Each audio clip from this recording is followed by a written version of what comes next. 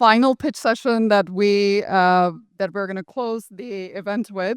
So if folks are outside, if you guys can take a seat and grab a chair, we're going to get started. So Ruma Samdani, I just moved here from the East Coast, new to the Bay Area, but not new to Open. I'm very familiar to Open. I just left the corporate sector and I'm going full-time into startups and startup advisory.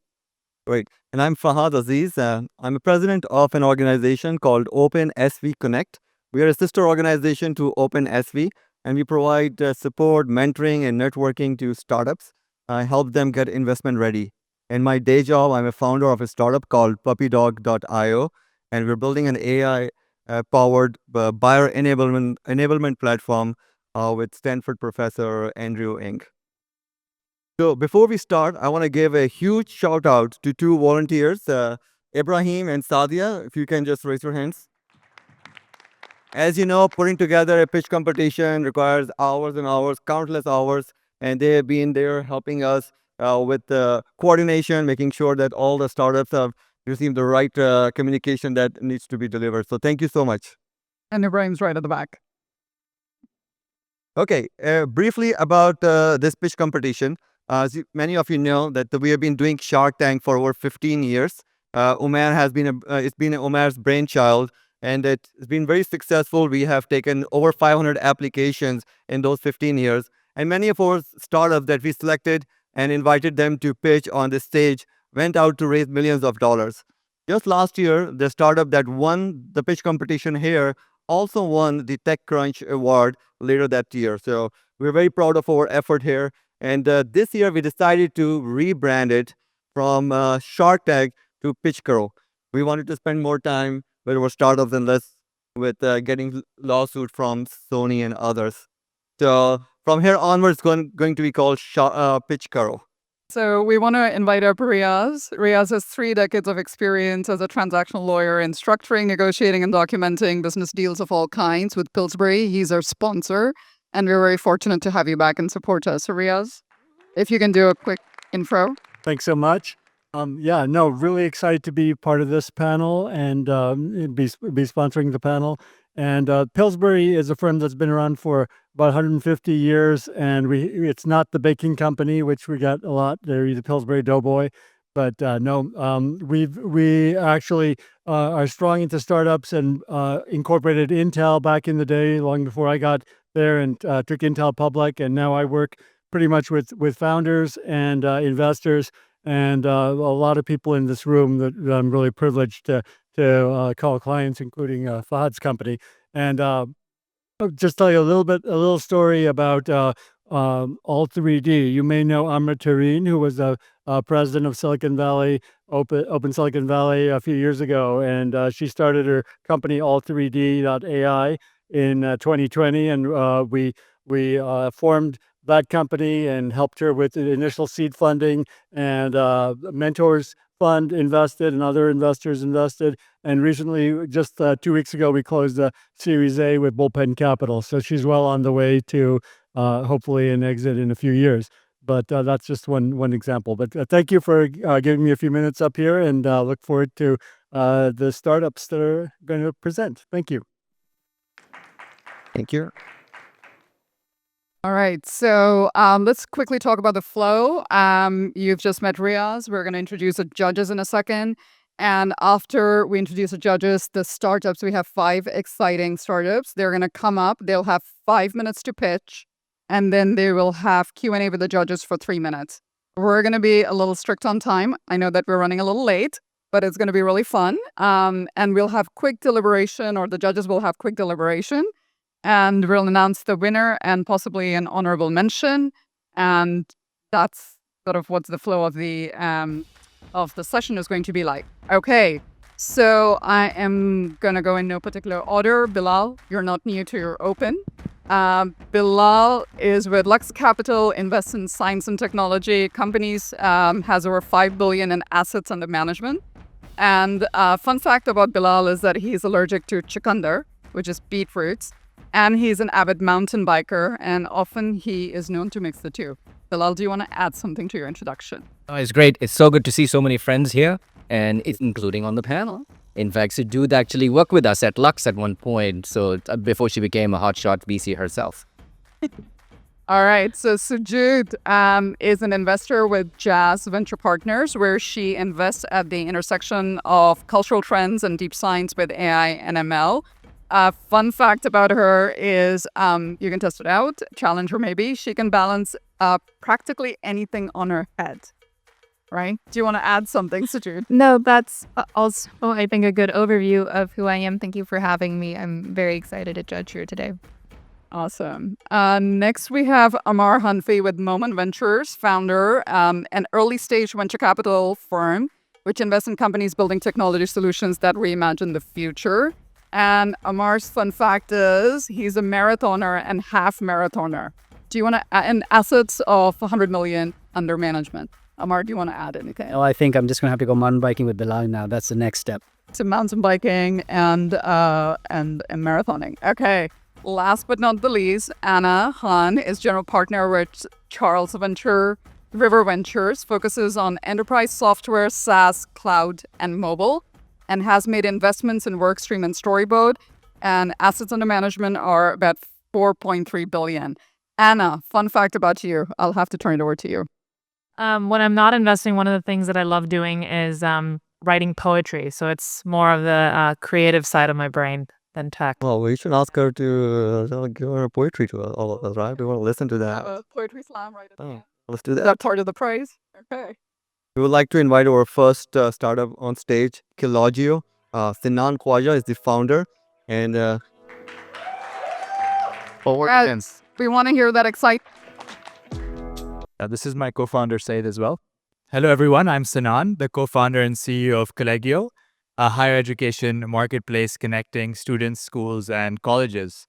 So I'd love to start us off with just a quick question. Who thinks applying to college is hard and complicated? Everyone? Awesome. That was exactly my experience 5 years ago coming to Stanford as an undergraduate student from Pakistan. And I began college coaching friends and family in my freshman year.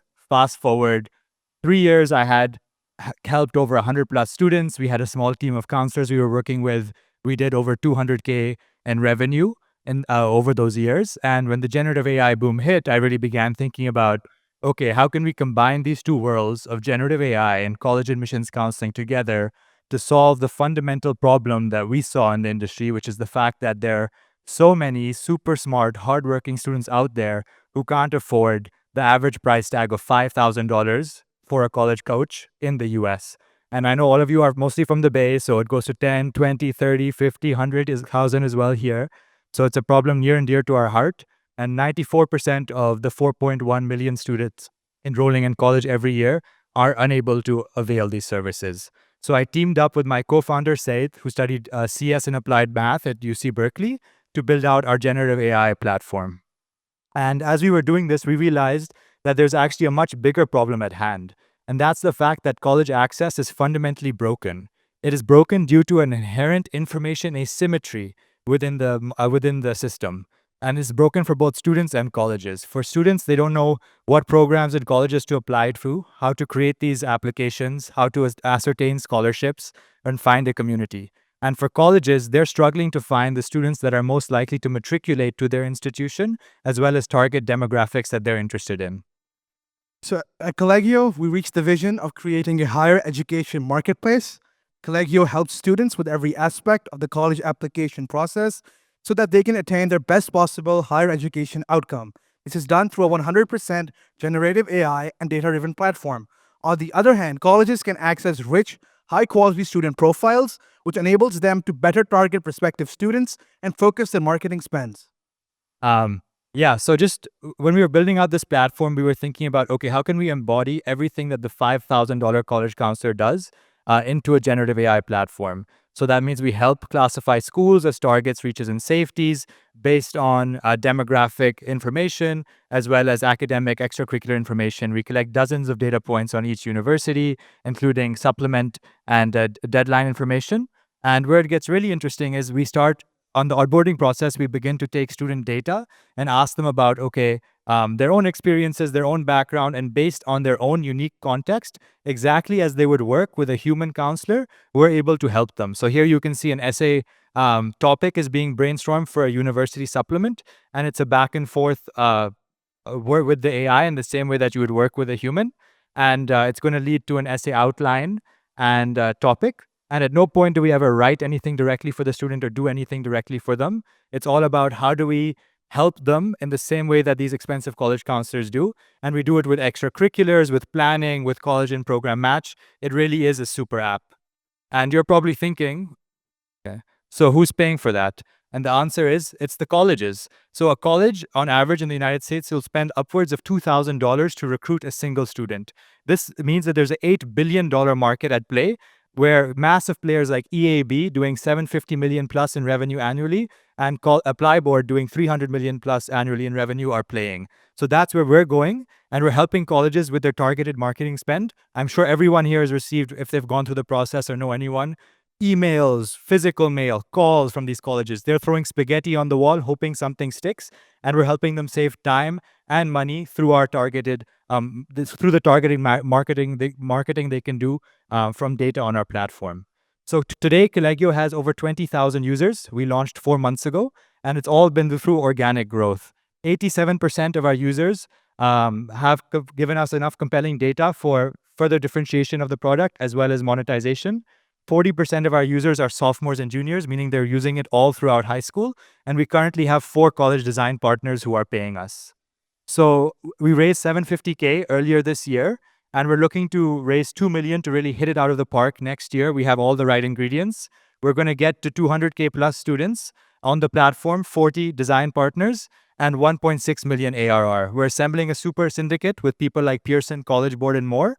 And if you believe you can add value, definitely do reach out. Thank you. Thank you. All right, judges, questions for Kollegio. You have 3 minutes.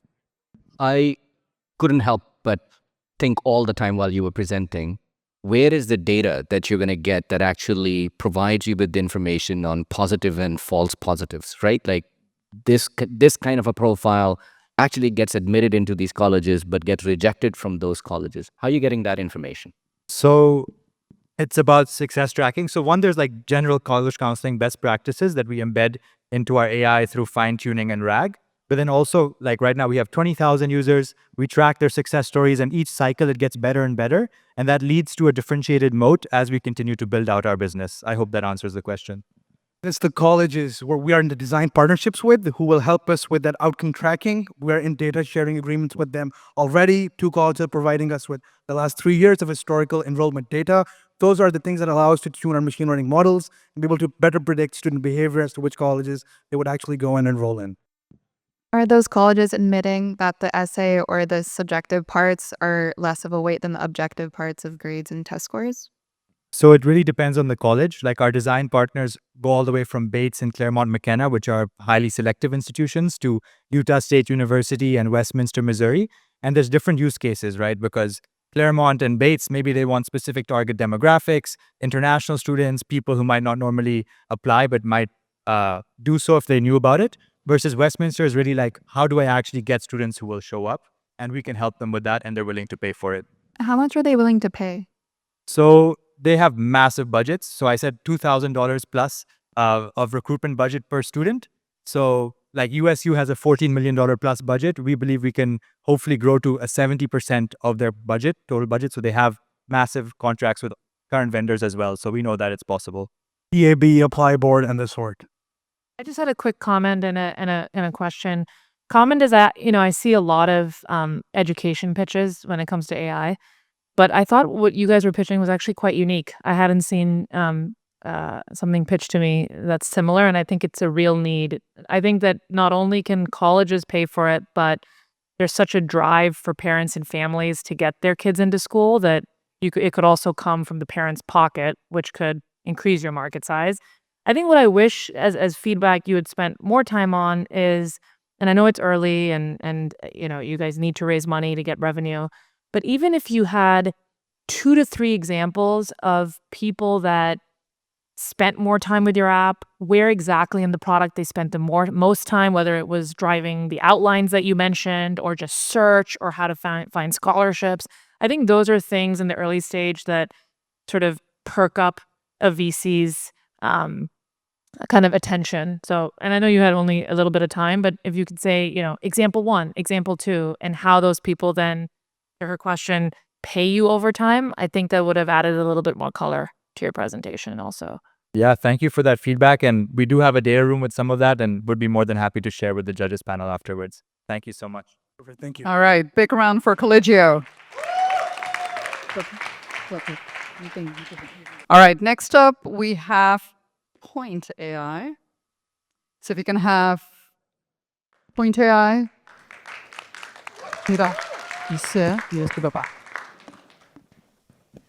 So we made best in the world AI employee for customer support teams.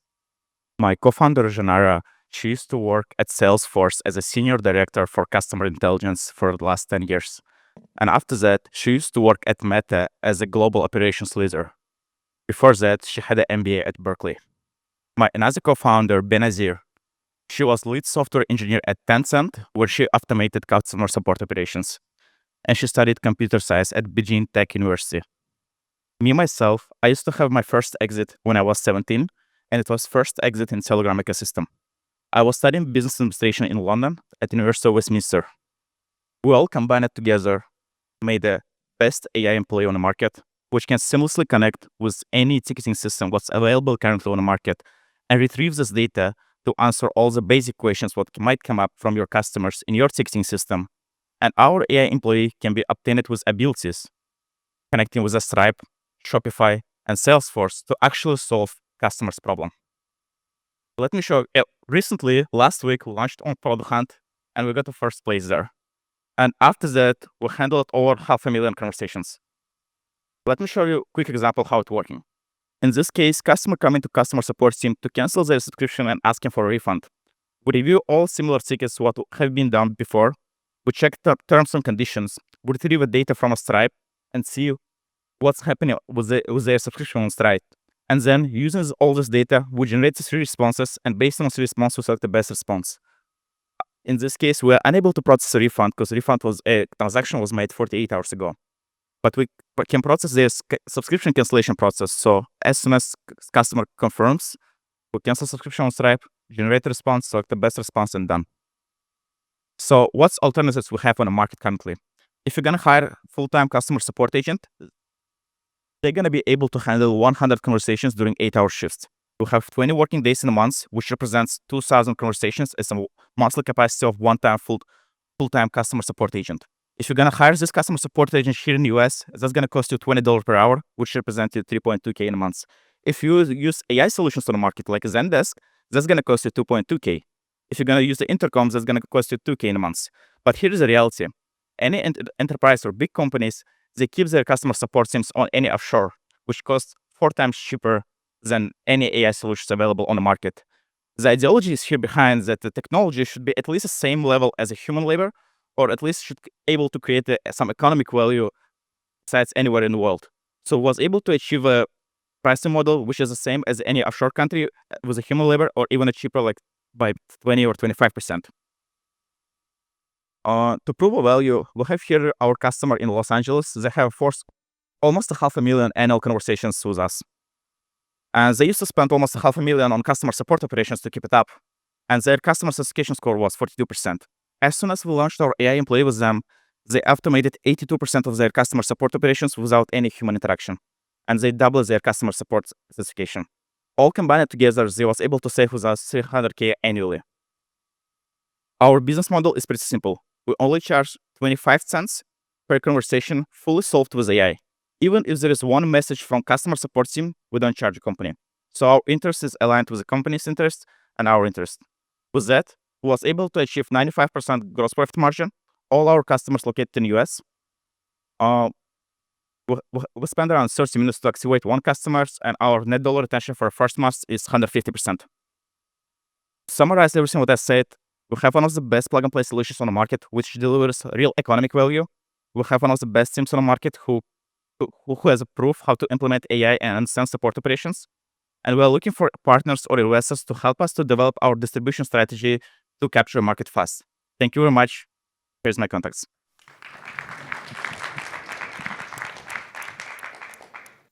Sure, I'm happy to go first.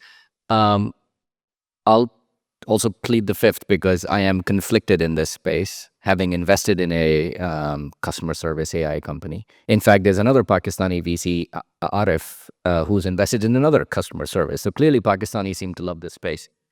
There are, as you know, a bunch of companies in this space, right? Sierra has raised very high valuation, large money. Decagon has raised a lot of money. Maven AGI is another company. What is the very unique angle that you bring into this? What is the particular ICP that you're going after? Because all of these guys have now customers and partners. I can tell you how they differentiate from each other, but what is yours? Why are you different than anybody else who might be doing customer service using AI? That's a very good question. Thank you for asking. But I can ask you another question on the back. Why should we be different? Everyone is same on the market because everyone uses the same LLM. No one cannot use outside LLM because it's not a competition about using AI. It's not a competition about using technology. It's a competition about the distribution. If you're going to call any bank here in the US, you will stay on customer service line at least for 30 minutes. Everyone's saying there's like hundreds of millions AI startups who do customer support, but customer support still is not the best experience what we have here in the world. So each startup's coming with a different distribution channel. Each startup coming with different ideology. And besides the fact there's so many of them, we play on a game who's going to capture the mark and who's going to work it out tomorrow. Yes, there is a Sierra, there is a Decagon, but they go after enterprises. We do understand that we cannot go after enterprises, but we try to focus on mid-sized businesses. Currently, we focus on e-commerce stores, and we mostly focus on gift store. As we realize it, like when there is an e-commerce and they have a gift store, probably when people are ordering gifts, they don't order for themselves, they order to someone else.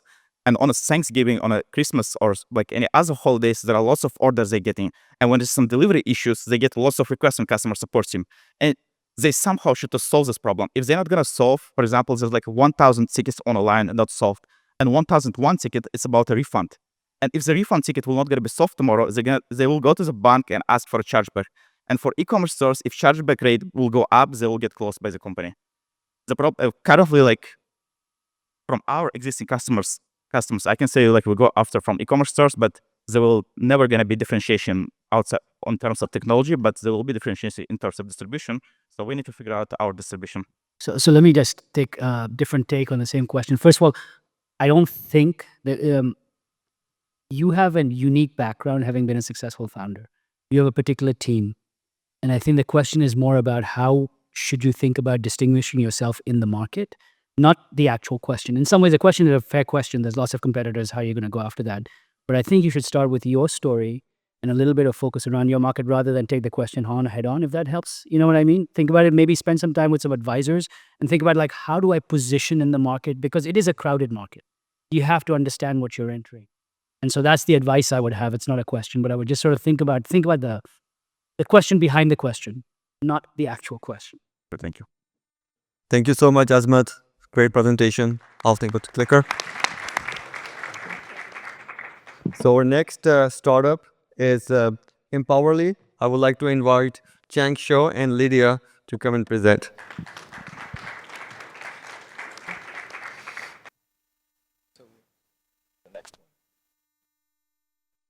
Hi everyone, my name is Chang Shou. I'm the co-founder of Empowerly, and I graduated from Princeton University with a degree in electrical engineering and computer science.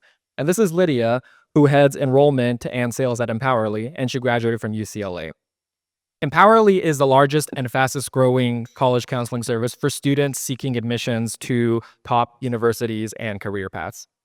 A lot of our success is attributed to our focus on data and information and technology, coupled with machine learning, combined with a mix of experts and a team of experts approach to one-on-one counseling and guidance to make our students more competitive.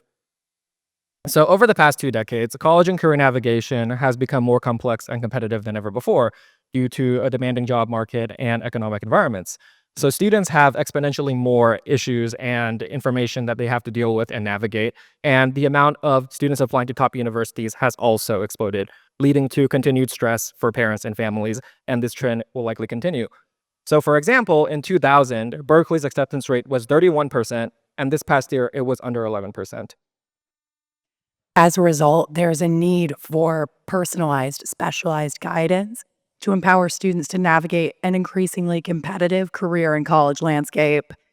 Let's look at a real-life example here. We've got Bob, Alice, both applying to computer science at Berkeley. Who's more likely to get in? It's not Bob.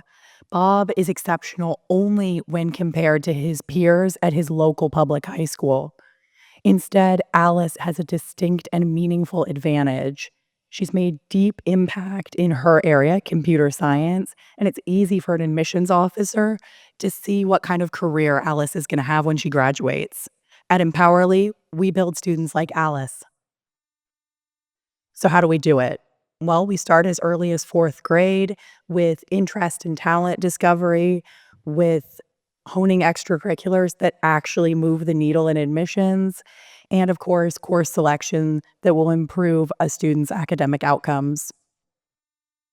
And we do this through, as mentioned, a combination of human plus technology. So we combine our vetted team of today, over 140 top counselors and advisors. So these include former admissions officers, pre-professional specialists, college admissions experts, as well as MBAs, PhDs, doctors, and more, on top of our proprietary and advanced technology platform, which has holistic guidance, up-to-date information and resources about admissions trends, as well as years and years of admitted student essays, data, etc.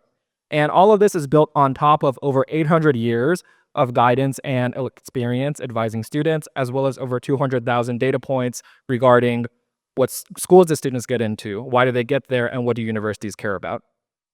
We use a holistic, team-based approach. Every student is paired with one of 140 counselors, a community manager, a writing specialist, and one of 34 former admissions officers to make sure when they apply, they are as competitive as possible. And it's all empowered through the Empowerly platform. And our work has a real impact. Last year, 94% of students who had at least a 3.6 GPA got into a top 50 school. And at the most selective colleges, Empowerly students have as much of a 7x advantage over the normal applicant pool. At U Chicago, Empowerly students were accepted at a rate of 39% compared to just 5.5% overall. And our success speaks for itself. Over the past several years, we've raised over $30 million in venture funding and have worked with over 5,000 families through our counseling programs. Our youngest students are actually in 4th grade, using Empowerly services for executive functioning guidance and passion development. And our older students are actually in college, using us for internship matching and resume review. And this is a $55 billion opportunity as we grow up with our students, all the way from college preparation, all the way to career recruiting and career guidance. Today, we also partner with organizations, including Los Angeles law firms and employee resource groups, to offer counseling as a service, as a benefit for working parents, because they make up 25% of the workforce and are stressed about their college, about their kids' college prospects.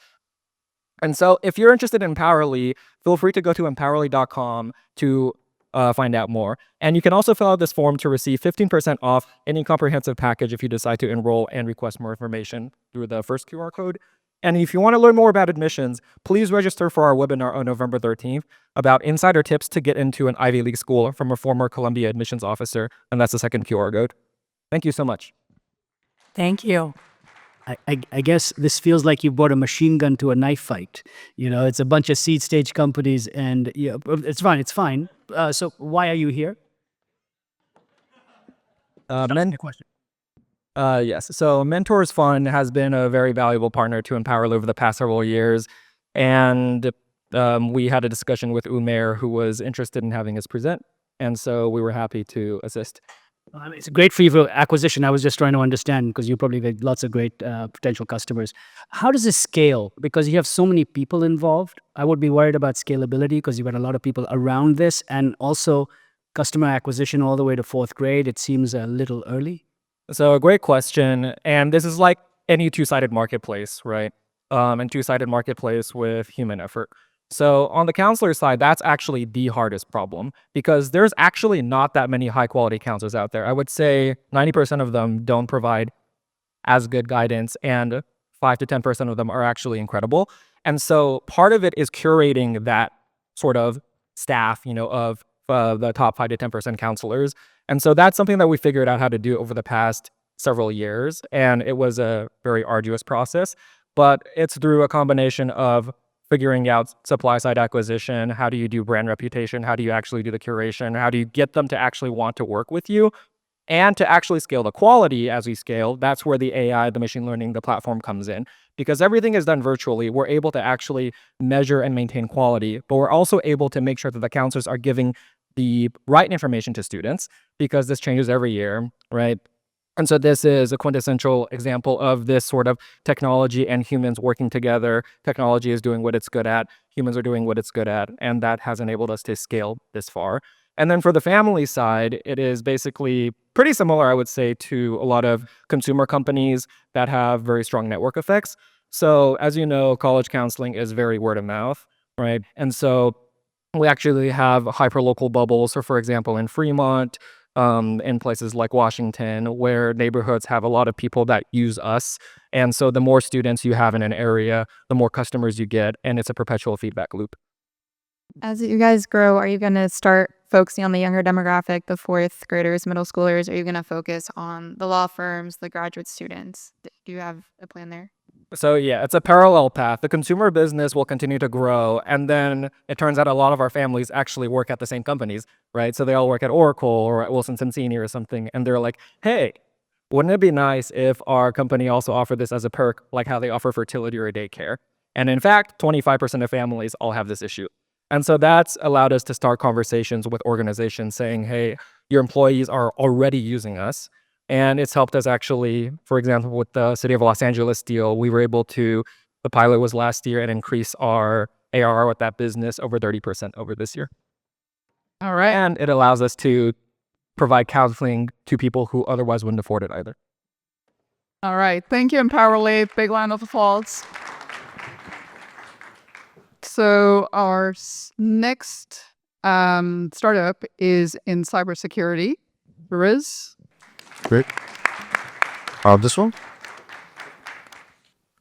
Hey, everyone. So there's a big shift happening in cybersecurity because of AI, and humans are increasingly vulnerable to cyber threats and social engineering attacks, which means we need to protect them. So that is why I founded Strongest Layer, offering the cyber assistant for employees in email and browser. So what AI shift means, it means like more threats being launched, more threats being bypassed security controls, and more threats are exposing to humans or employees. And employees are making mistakes or failing in identifying AI-driven threats. And finally, the security teams are overburdened with too many alerts. So then what is broken in today's market? What is the problem, or where is the problem? So here, the big thing is like a security awareness training is now obsolete. So human layer is fully broken, because you cannot train a finance guy based on just few videos, trainings, and all these things, and finding the security risk in email or websites maybe. And that is why 90% of the breach is still happening because of employee targeted phishing attacks.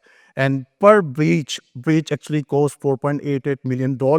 So that is how the whole market, like, it needs the whole revolution or technology in the human layer. And that is where, like, the Strongest Layer is introducing the world first cyber assistant to or for real-time guidance and protection. It is based on threat intelligence, real-time detection power, and small language predictive models.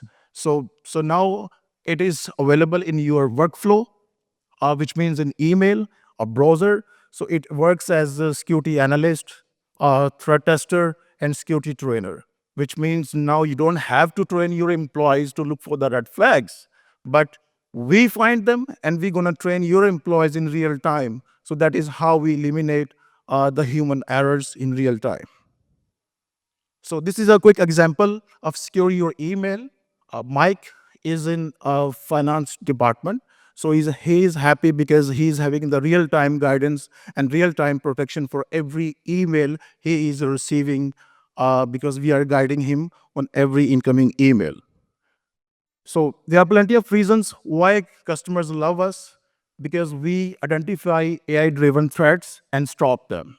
And it's very easy to set up strongest layer in your environment. It's just like a couple of minutes, and that's it. And then we eliminate human error fully. So we have very exciting traction of $1.57 million since we just launched a few months ago in August 2024. We onboarded 3 enterprise customers, 10 POCs are running. So we are going to close 150K ARR this year, and we are posting 1 million in next year. So I'm Mohammad Rizwan, founder and CEO, Strongest Layer.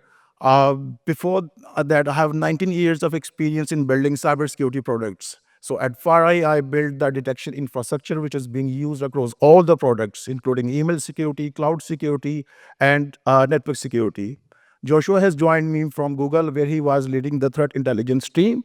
And before that, he was working at FireEye, running email security product of $150 million. So that is how we connected at FireEye time. So we both are ex-FireEye. We are a team of 25 people, and most of them are ex-FireEye, ex-Cisco, and some of them were working at Singapore who joined us in Pakistan. So we are born different. Our competitors, like you see on the lower side, fighting over the quality or the production of the videos or the contents or animations or cartoons. But we stand alone around the real-time threat guidance and in workflow triage. So basically, in your workflow, we're doing the real-time analysis in seconds and guiding your employees. So in this case, like your security team doesn't have to involve at all. So we are cutting the cost by eliminating the human awareness trainings and then your security teams as well. Right now, we are focusing very hard at the human layer. So that is why we are selling the human risk management. And so far, we are since we are a detection company, so we are sure in our customer environment that how good we are when we beat the detection as compared to these traditional vendors. So there was a ask, can you be email security? So yes, we will be email security. So it's a pretty big market of $10 billion. We are targeting 500 million for now. And then here's a list of investors or a few advisors who believe in our mission. And so far we have raised 800K on SAFE, and we are trying to raise 5 million as a seed round to target a revenue target of 34 million next 5 years. So thank you so much. That's my. You have any questions? I'm actually also conflicted out of this. I have a company in this space, and I'm realizing more and more so it's getting more competitive. So I'd love to understand your go-to-market and how it's differentiated from other AI phishing companies. Sorry, can you say again? I couldn't hear. How is your go-to-market different than the other AI phishing companies that are popping up everywhere right now? So as compared to other competitors, right? Yeah. So first of all, like right now, we are competing with the static security awareness companies because we're gonna eliminate that. This is one. And then since we are detection company, so we have very experienced team in detection, considering I built the detection infrastructure at FireEye. So here we are more expert in detecting the AI driven threats. So we have a blog how we detected $3.5 million malicious domains with just one domain when we find out. So we have threat intelligence, the real-time detection power, and then our small language models, predictive models, which we are using as patent pending models, you can say. And the real challenge is to do the analysis in just few seconds. So that is how we are unique, and that is how we believe we are different as compared to others. This might be instructive here a little bit, that most other companies in this space, KnowBe4 and others, and we've talked about some others, they are, given the privacy around email, they still are working on providing simulation and threat intelligence to the end users, right? They train not through videos only, but effectively in your emails highlight, hey, be careful, this could be a spam, right? Like all of us have seen those emails, there could be phishing or could be spam. That's what they're doing. It sounded like, if I understand correctly, that you were going directly to the enterprises, not to the users. But you were putting at the SOC point where you were saying, I will automatically analyze emails and take them out if they're considered threat. Is that a very different model than what other companies are doing right now? So we are actually introducing a little new market. Like there are detection companies who are blocking the stuff, being email security, let's say. And then on the other side, there are security awareness companies who are actually, training using the videos or some animations to the employees. So now we are introducing a new market here. We are saying like, whatever you missed, we're gonna tell you. And then the way we detect, we're gonna train your employees based on the real threat we analyze. So what is the risk? We're gonna share to your employees. Now considering you have the example and you have the evidence, which is your email, so you understand better, oh, this is the risk actually we have in this email. So now actually with this market, I'm actually targeting these two problems or fixing these two.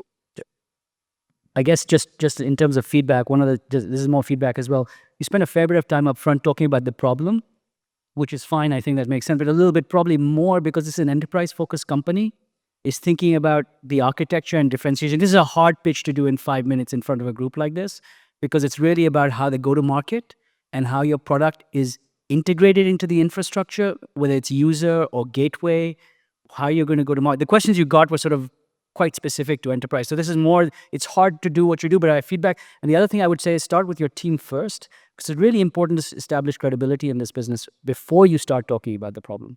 Yeah. So just tactical. Yeah, no, that's a... And just very quick, similar to what Ammar was saying, you had a pretty impressive traction slide, 10 POCs, your pipeline was sufficient. I think next year is going to bring meaningful revenue. I would have spent maybe like 30 more seconds on that. Like for your stage, that's actually quite meaningful. And maybe spend some time on the POCs. I think that would have fared well. But in general, I think you packed a lot in a short period of time. Yeah, congratulations. Great. Thank you. Thank you for the feedback. How's everyone doing? Awesome. So we have one last presentation. We saved the best for the last. But I do want you guys to stick around after this presentation because we're going to just take a few minutes and then we're going to decide the winner. And winner's going to get $5,000 check. Okay. So with that, I'm going to invite our last startup, Robomart, Ali Ahmed.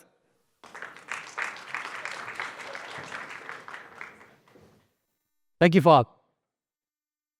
I want all of you to imagine a world where the store comes to you. That world exists. We've built it. My name is Ali Ahmed, and I'm the co-founder and CEO of Robomart.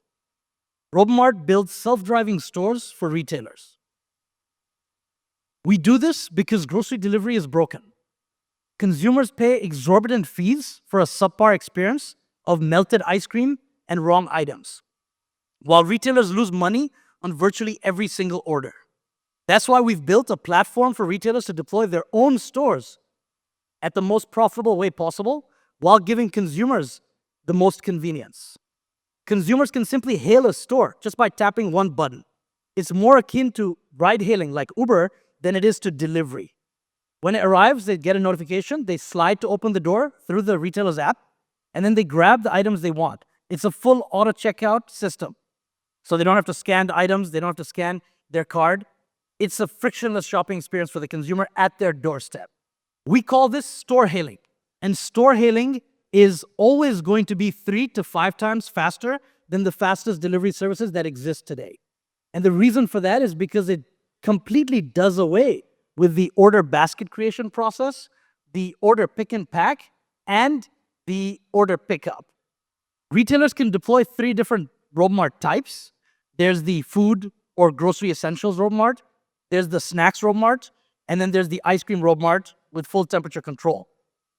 They also get access to the full Robomart platform, which is a suite of software that includes the fleet management, inventory management, the white label integrations, and the data and analytics.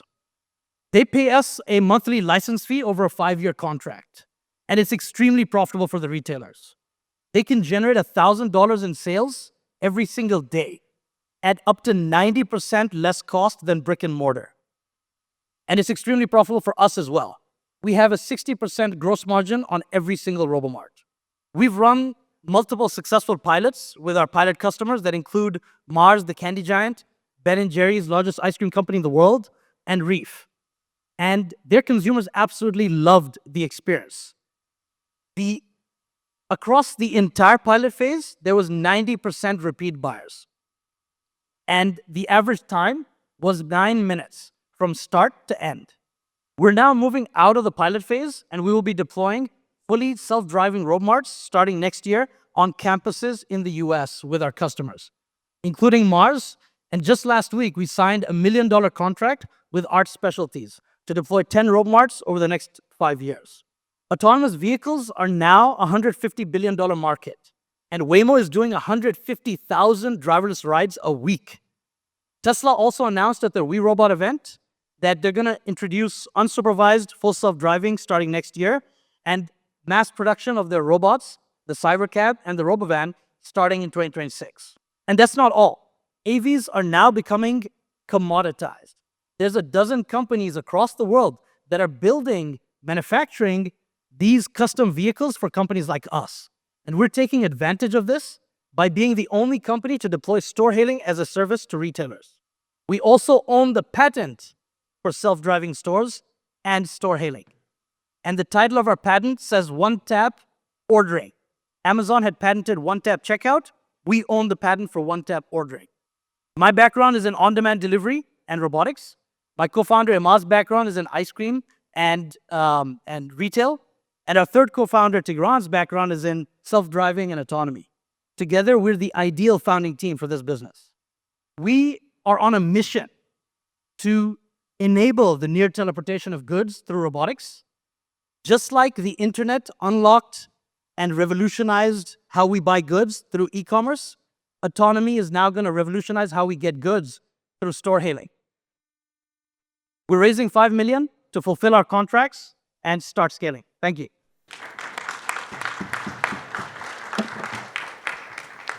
I thought you had a very captivating presentation. You're very good on stage, and especially with all the ice cream pictures. I think even though it was the last presentation, we were all hooked. I think two questions, and they're quite different actually. The first would be, why do you think that with the broader market, Amazon Go had to shut down a lot of their stores? The concept of walking into a store and picking up anything and walking out seems so great, but in practice didn't actually go well for one of the biggest retailers in the world. Why did that happen? Do you think that influences or taught you anything about how customers buy? That's kind of the first one. Second is, the idea really resonated when you think with, processed food, like whether it's Mars, chocolate, candy, ice cream. Consumers are poised to think of consuming goods like that in a delivery fashion. But when I think about milk, eggs, vegetables, how do you guys at scale think about quality control? Because then you're on the hook for that. Someone purchases out of your robotaxis, perhaps gets sick, foodborne illness that big retailers, grocery retailers really have to think about. I'd love to learn about how you think about those two things. Absolutely. Great questions. I'll answer the second one first. So we are a B2B platform. We do not get involved in the products. We license the Robomarts and the platform to retailers who deploy it as their own stores. So they're responsible for what products go in there, what pricing they set. And as to your first question, essentially with, sorry, can you repeat the question, the first one? It was just this concept of grab and go. Why wasn't Amazon Go successful? Why didn't customers want to buy that way? Because they were relying on computer vision cameras. And what that meant is that they were getting 60 to 65% reliability, which meant they had to have an army of humans, which ended up being in India, to check video feeds to make sure that people are actually buying what they're buying. We use RFID, and we pioneered this. We're the first ones in the checkout-free space to use RFID, and it gives us a 99.9% reliability on everything that's taken out. Great. Can I ask a question? Do we have time? Yes, please. Yeah. If my father was here, he would say all good things come back in a circle. This is like Rediwalas in Pakistan. Autonomous Telawala. That's what 7 of them come in during the day, one selling vegetables, the other one taking your old, newspapers home and whatnot. The first quick advice to you would be that you mentioned your team, but there's no, I think I would mention why do you think they have that background? In the sense of they worked in a company or something, because you could say anything, right? John, he's great in autonomy. I have no idea what that means. So Sure. A little bit of clarity would be good. I love this idea. I think you're onto something. Help me understand given the limited number of SKUs that you will have, and hence there'll be, as you showed, one is just basically a vegetable market, right? The other one is selling ice cream. The third one may be selling cookies or something, right? At what scale does this entire enterprise reach profitability? Because right now, all the robotaxis companies are losing money, but they're okay because they think at scale they'll make it up. Absolutely, yeah. I mean, to run a robotaxi service is incredibly expensive. The best part about what we've created is that it's generating revenue, not just saving cost. Virtually everything in the robotic space is only saving cost. So that's one major advantage. And secondly, I think around our team, obviously it's a 5-minute pitch, so I have to, be really, really quick. My co-founder Tigran built a company that built self-driving warehouse robots. He was part of a Google Lunar Express team that worked on the lunar lander and lunar rover. And my co-founder Ahmad, he built his career at Unilever in the ice cream business, so he knows ice cream intimately. And I started a company in the on-demand delivery space before moving to the US. So that's why I said, we are the kind of ideal founding team for this business. I just want to say you had me at ice cream. That's the only Amazing. thing. I would have loved to bring an ice cream robot. Yeah, you would have got money, but ice. Thank you. Thank you, everyone. Thank you, everybody. Okay. First of all, thank you again for staying here. Just give us a few minutes as we look at the score and decide the winner. While we're waiting, why don't we get some feedback from all of you on who you think should be the winner tonight? So what I'm going to do is that I'm going to name every startup that presented today. And if you like and you think they should be a winner, I want you to clap. Okay? Let's do it. So the first one, Kollegio with Sinan Ahmed, a platform that connects students and colleges together. If you think Kollegio should be a winner, please clap. Cool. Good start. Okay, next, PointAI, helping with customer support. Cool. Huh? Awesome. Next, Empowerly, a platform that helps as a marketplace that helps students connect with experts in their admission process. Great. We have a tough competition going on, right? Yeah, totally. Okay. The fourth one, Strongest Layer, that helps you against all these cybersecurity threats. Wow, it seems like a real problem. Right. And the last one, Robomart, can deliver. Whoa. Forever. I think we have a clear audience preference. It's all about ice cream. Okay. So I know that a couple of years ago, you were up here on the stage presenting your previous startup. Well, it does tell a bit about my age, but yeah, I came here and presented my first startup back in 2013. That was my second year of founding my other startup, CareMerge. And you got some really great meetings as a result of that. It was my first time on stage, and it really helped me connect with a lot of mentors and experts. And I also got into a few meetings at some leading VC firms like Sequoia. Yeah, very cool. Very amazing. Very cool. And Okay. I also have a fun fact about you. Do you? Oh yeah, I want to share with everyone here since Alright. you're waiting. Okay. So, Ruma, during the COVID days when she decided that she's locked down at home, she needs to do something. But she decided to hike the second highest peak in Kenya, Mount Kenya. I've been researching. Yeah, well, I'm researching and Thank you. that's a 5,000 meter high. Yeah. How long did it take you to hike that? As quick as the judges' deliberation. Oh. I think we have an answer, Okay. and we have a winner. The Riaz? Yes. Okay, we have a winner. Have our check here. And the winner is Robomart.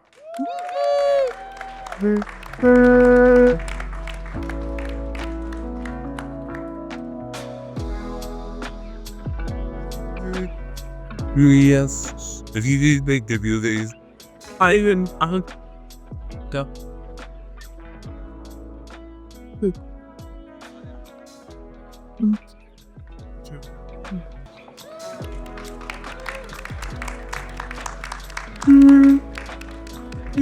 Get you job. And then we do have an honorable mention. The honorable mention is Kollegio. Yeah, great presentation.